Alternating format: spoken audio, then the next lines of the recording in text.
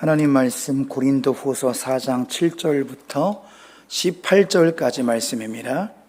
자, 우리 고린도후서 4장 7절부터 18절까지 여러분의 성경책 또는 앞에 화면을 보시며 교독하시도록 하겠습니다.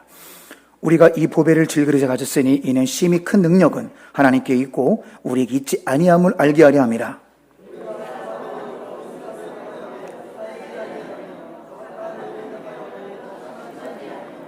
박해를 받아도 버림받지 아니하며 거꾸로 들임을 당하여도 망하지 아니하고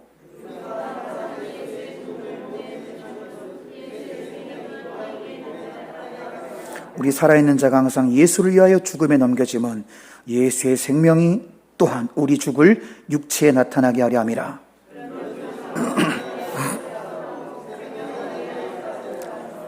기록된 바 내가 믿었으므로 말하였던 것 같이 우리가 같은 믿음의 마음을 가졌으니 우리도 믿었으므로 또한 말하노라.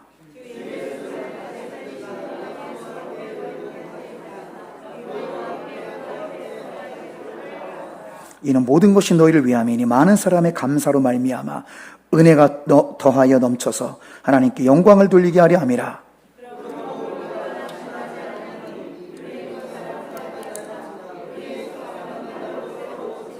우리가 잠시 받는 환난에 경한 것이 지극히 크고 영원한 영광에 중한 것을 우리에게 이루게 함이니 우리가 주목하는 것은 보이는 것이 아니요 보이지 않는 것이니 보이는 것은 잠깐이요 보이지 않는 것은 영원함이라. 아멘. 오늘 하나님의 은총을 사모하며 거룩하고 복된 주일을 맞이하여 주님 전에 나와 예배드리시는 모든 가정마다 하나님의 은혜와 평강과 소망과 또 위로가 넘치시기를 주님의 이름으로 축복합니다.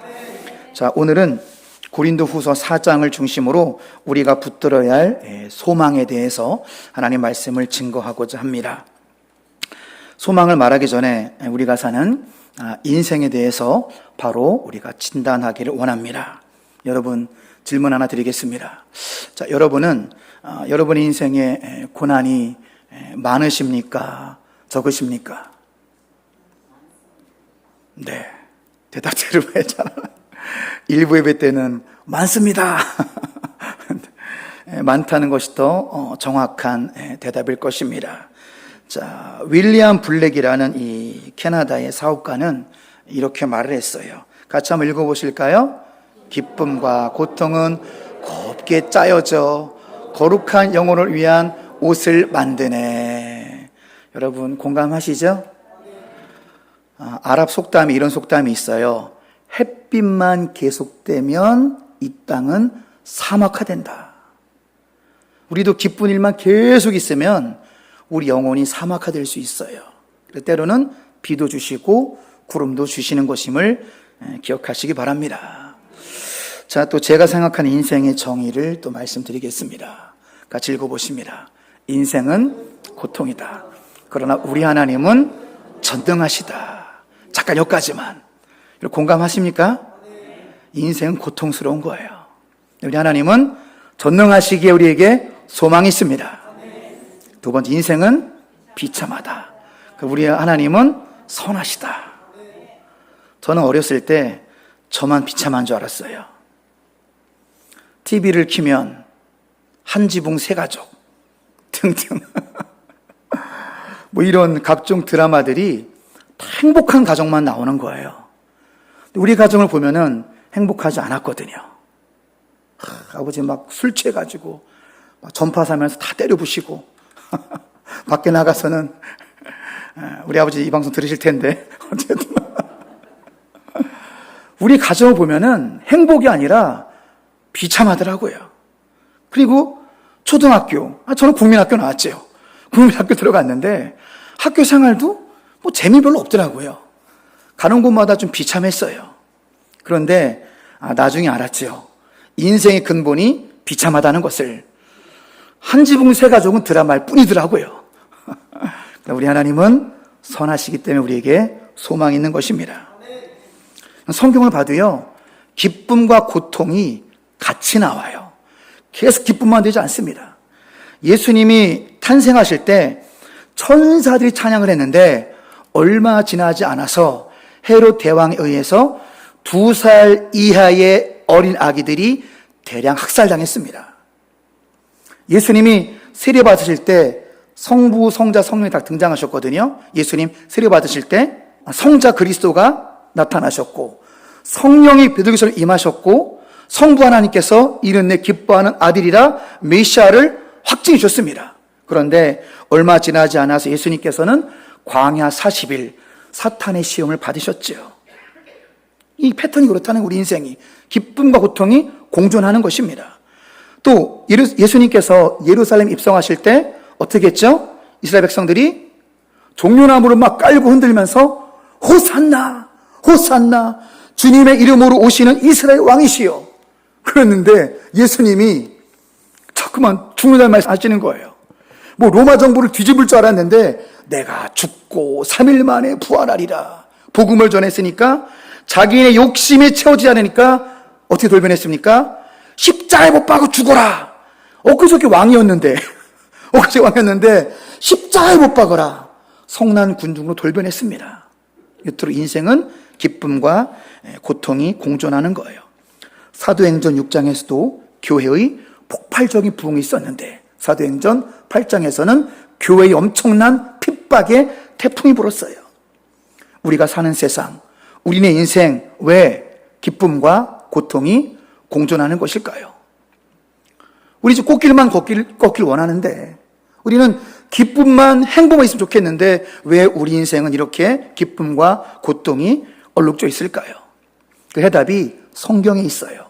창세기 3장 24절 하나님이 그 사람을 쫓아내시고 에덴 동쪽에 그룹들과 두루도는 불칼을 두어 생명나무의 길을 지키게 하시니라. 우리는 쫓겨난 인생이기 때문에 그래요. 창세기 3장 17, 18절 같이 읽습니다. 땅은 너로 말미암아 저주를 받고 너는 내 평생의 수고하여 그 소산을 먹으리라. 땅이 내게 가시던 물과 엉겅퀴를 낼 것이라. 사랑하는 성도 여러분, 우리가 힘든 이유는 이 땅이 에덴이 아니라 그런 거예요. 에덴에서 쫓겨난 신라권임을 여러분 인지하셔야 돼요.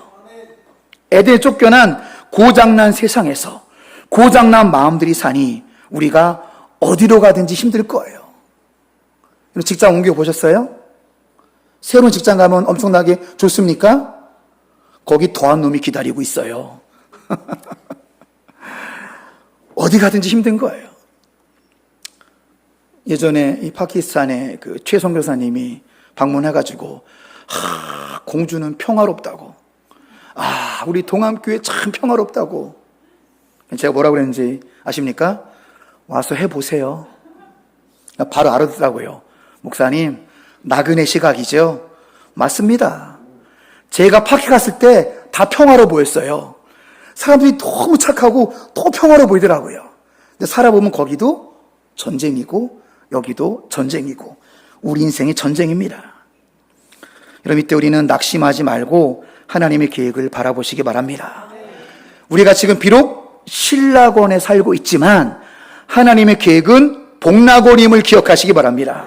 하나님의 계획은 에덴의 회복이에요. 옛 에덴의 회복입니다. 에덴의 회복을 위해서 예수님께서 곧 다시 오실 거예요. 그 두 글자로 뭐라고 한다고요? 재림이라고 하는 거지요. 새하늘과 새 땅을 만드시기 위해서 예수님이 곧 다시 오실 거예요. 예수님께서 다시 오시면 타락하고 병든 이 세상은 떠나가고 새하늘과 새 땅에 새로운 세상이 펼쳐질 것입니다.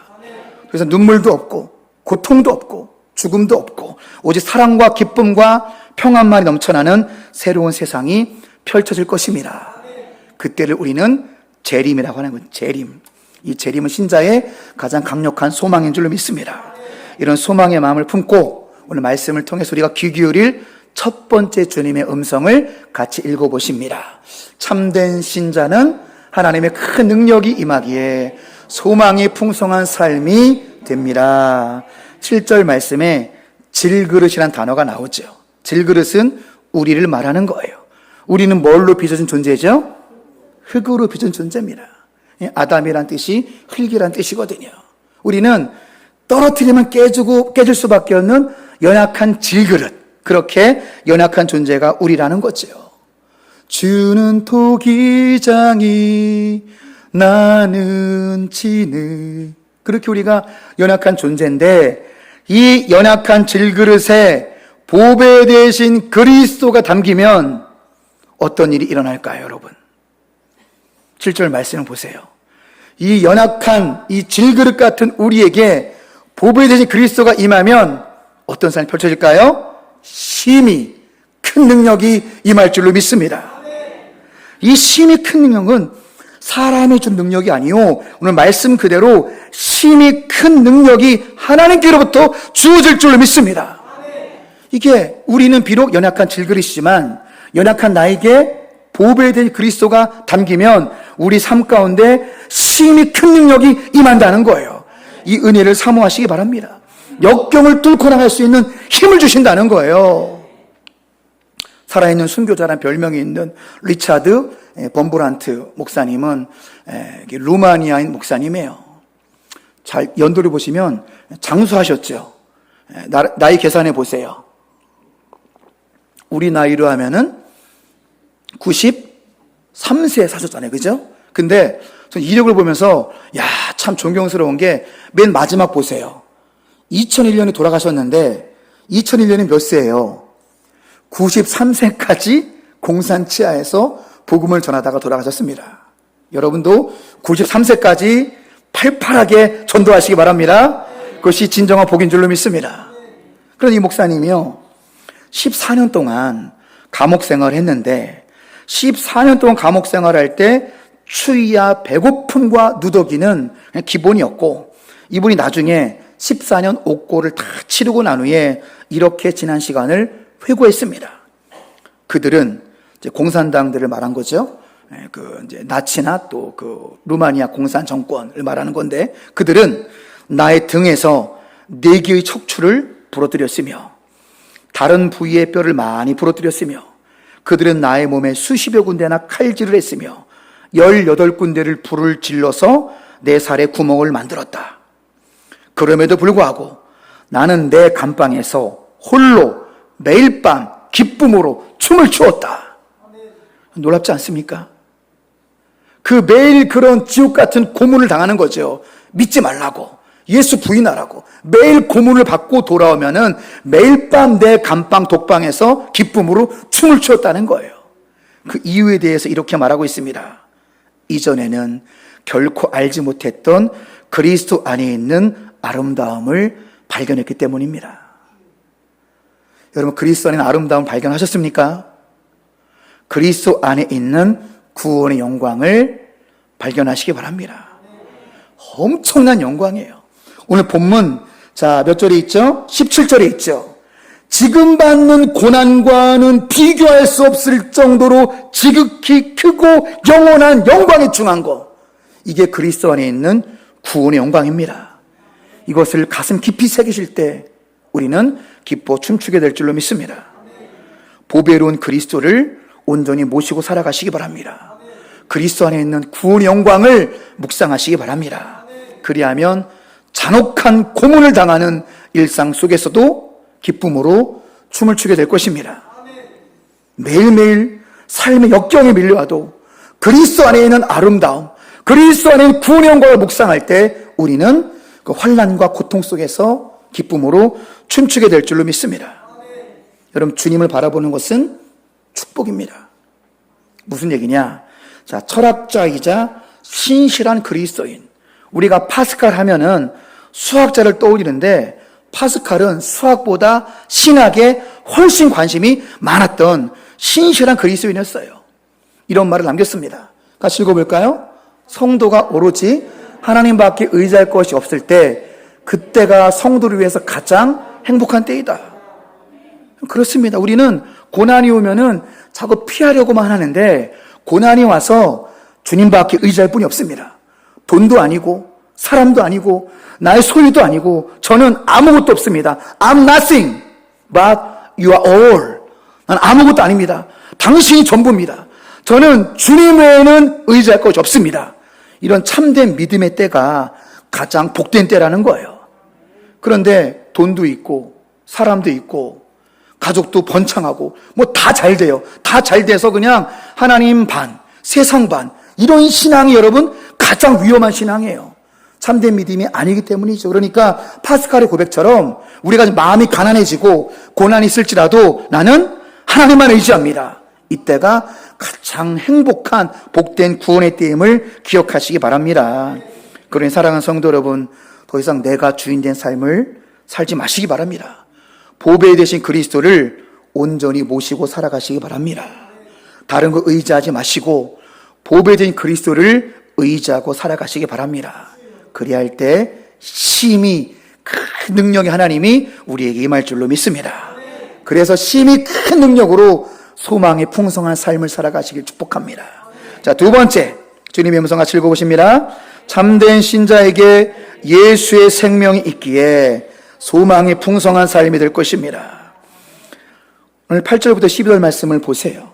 예수의 생명이 있는 자들은 사방으로 우겨쌈을 당하여도 쌓이지 아니하고 답답한 일을 당하여도 낙심하지 않습니다. 할렐루야. 박해를 받아도 버림받지 아니하며 거꾸로 들림을 당해도 망하지 않습니다. 우리가 믿음으로 인하여 핍박과 고난을 당할수록 우리 안에 예수의 생명이 더 강력하게 나타날 것입니다.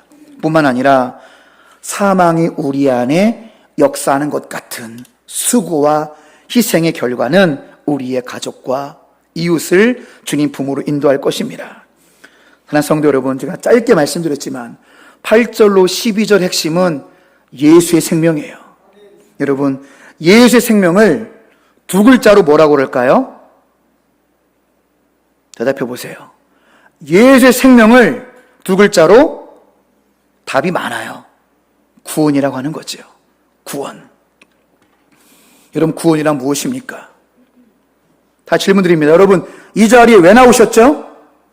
뭐를 받기 위해서? 구원받기 위해서. 왜 교회 다니시죠? 구원받기 위해서. 구원에 대해서 밝히 알기 원합니다. 좀 자세히 설명드리겠습니다. 자, 구원과 동의어가 많아요. 자, 맨 머리끝 같이 읽어봅니다. 시작. 다 같은 말이에요, 사실은. 그러니까 바울이 우리의 이해를 돕기 위해서 다 그림 언어예요, 그림 언어. 이미지 월드, 그림 언어예요. 이해를 돕기, 다 사실은 같은 뜻입니다. 창조주 하나님과의 올바른 관계. 누구로 인해서? 예수 그리스도로 인해서. 관계가 회복되어 하나님의 무한 충만에 참여하게 되는 것이 구원입니다. 그 결과 모든 것에 유한한 사람. 우리는 사랑이 유한하기 때문에 부부싸움 하는 거예요. 부부싸움 왜 하죠? 결론이 뭐예요? 왜 사랑하냐? 왜 딴 데 쳐다봐? 딴 데 쳐다보지 마시기 바랍니다. 서로만 바라보시기 바랍니다. 사랑이 부족하니까 싸우는 걸 째글째글 떼고. 또 왜 우리가 강도 살인이 왜 일어나죠? 돈. 살인이 왜 일어나요? 끔찍한 살인 대부분 돈이에요, 돈. 끔찍한 살인들. 보험, 돈. 물질이 부족하니까 싸우는 거예요. 그리고 우리가 왜 죽죠? 우린 100세 안에 거의 다 죽습니다. 우리 큰아버지가 장수하셨어요. 형수나 테니스죠, 테니스. 테니스는 노인데도 칠 수 있어. 우리 큰아버지 매일 테니스 치셨거든요. 그러다가 103세 돌아가셨어요. 200세 살 줄 알았는데 103세 돌아가시더라고요. 다 죽습니다. 왜요? 생명이 제한됐기 때문에.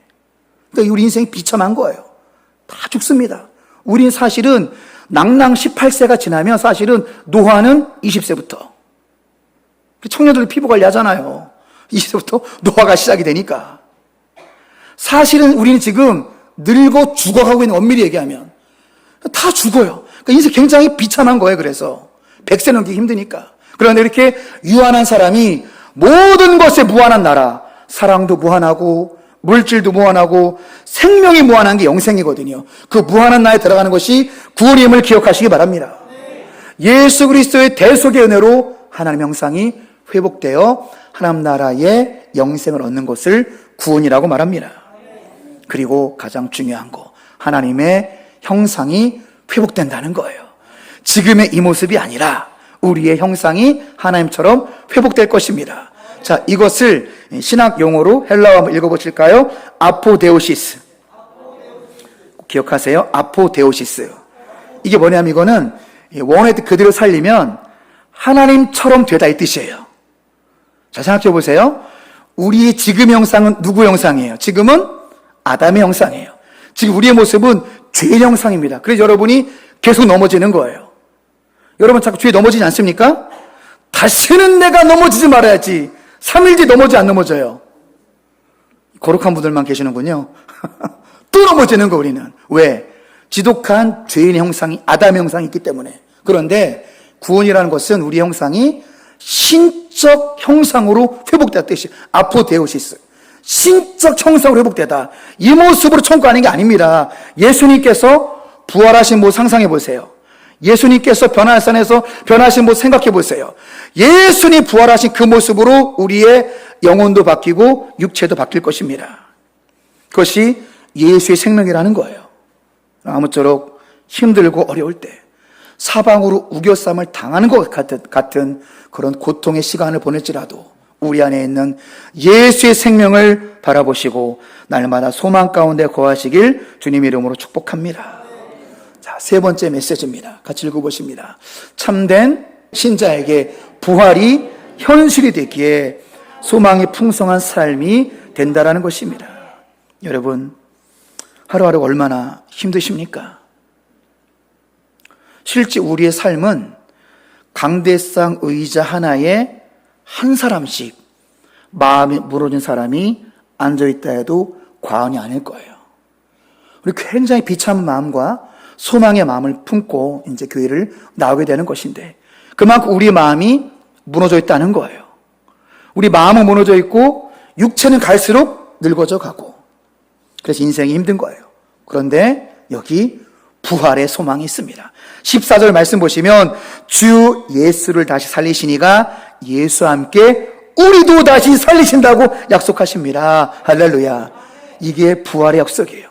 부활은 우리의 육체뿐 아니라 영혼까지 새로워지는 것입니다. 우리의 병든 영혼도 정결한 영혼으로 새로워지는 것이며 우리의 병든 육체도 가장 아름답고 건강한 모습으로 새로워지게 되는 것입니다. 사랑하는 성도 여러분, 예수님의 참된 제자가 되어서 부활이 현실이 되는 소망을 품고 살아가시기 바랍니다. 고린도전서 15장 44절입니다. 육의 몸으로 심고 신령한 몸으로 다시 살아나나니 육의 몸이 있은즉 또 영의 몸도 있느니라. 부활된 몸을 사모하시기 바랍니다. 고린도전서 또 15장 48절입니다. 무릇 흙에 속한 자들은 저 흙에 속한 자와 같고 무릇 하늘에 속한 자들은 저 하늘에 속한 이와 같으니 49절 우리가 흙에 속한 형상을 입은 것 같이 또한 하늘에 속한 이 형상을 입으리라. 할렐루야.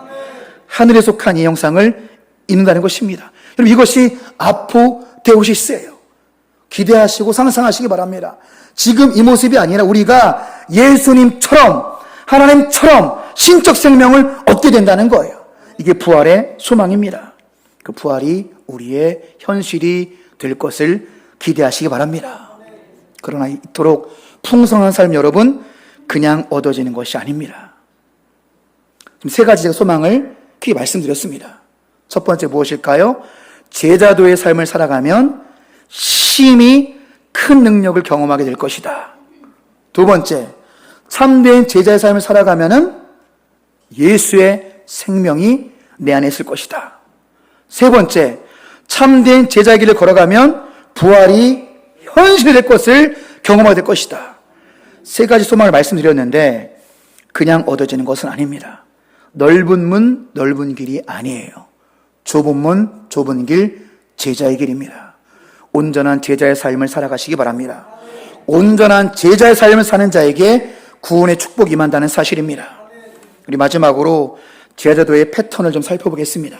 부활이 현실이 되는 온전한 제자의 삶, 제자의 생활 방식, 제자도의 패턴을 함께 읽어보겠습니다. 사랑하는 자들아, 너희를 연단하려고 오는 불시험을 이상히 여기지 말고 오히려 너희가 그리스도의 고난에 참여하는 것으로 즐거워하라. 이는 그 영광을 나타내실 때에 너희로 즐거워하고 기뻐하게 하려 함이라. 너희가 그리스도 이름으로 치욕을 당하면 복 있는 자로다. 영광의 영 곧 하나님의 영이 너희 위에 계심이라. 아멘. 말씀 잘 보세요.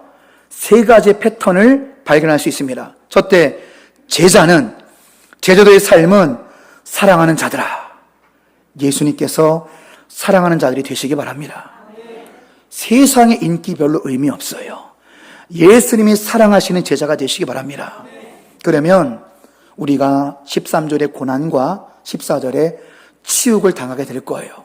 왜냐하면 세상은 예수님 미워하거든요. 그래서 우리가 예수님이 사랑받는 자가 되면 세상이 여러분을 미워하기 때문에 고난과 치욕이 뒤따를 거예요. 그런데 그렇게 믿음으로 견고하게 전진하면 13절의 영광이 여러분의 것이 될 것입니다.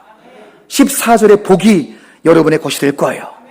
정리하면 세 단계의 패턴이 있습니다.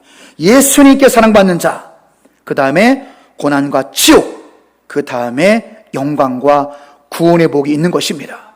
14절 하반절이 최고의 축복이에요. 복이 있는 자로다. 그 복이 무엇이냐? 영광의 영이 임한 것입니다. 우리 위에.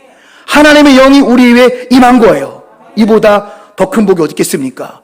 영광의 영이 내게 임했고 하나님의 영이 내게 임함으로 구원이 완성될 것입니다. 이게 복 있는 자입니다. 세상에 기억하세요. 예수님께 사랑받는 자.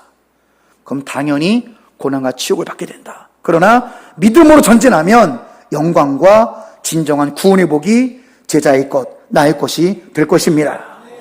말씀을 정리하고 마치겠습니다. 오늘 우리가 제자도 시리즈를 마무리하면서 소망 가운데 풍성히 거하기 위해서 어떻게 살아야 될까요? 같이 결론 읽으시면서 하나님의 말씀 가슴 신비에 새기기를 원합니다. 첫째, 참된 제자가 되어 하나님의 큰 능력이 많은 소망이 풍성한 삶을 살아가시기 바랍니다. 아멘. 자, 두 번째, 참된 제자가 되어 영원한 생명을 바라보는 소망이 풍성한 삶이 되시기 바랍니다. 세 번째, 참된 제자가 되어 부활이 현실이 되는 소망이 풍성한 삶을 살아가시길 주님의 이름으로 축복합니다. 하나님 아버지, 이 시간 고린도후서 말씀 붙들고 이 시간 하나님께 나아갑니다. 우리가 낙심하지 아니하노니 우리의 겉사람은 낡아지나 우리 속사람은 날로 새로워지도다.